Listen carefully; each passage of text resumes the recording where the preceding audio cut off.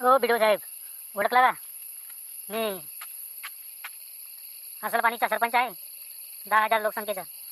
त्या माझ्या घरकुलच्या बिलाचं काय झालं? तुमचे इंजिनियरना घरकुलचे कर्मचारी एजंट बनून लय पैसे मागत आहेत. कारवाई कराल का बिडो साहेब? बोला. जी सरपंच साहेब, आपण इथपर्यंत कशाला आला? मी चौकशी लावतो की करतो, मी बिल बघतो. किती वर्ष झाले बिडीवर पदावर? तुम्हाला माहीत नाही?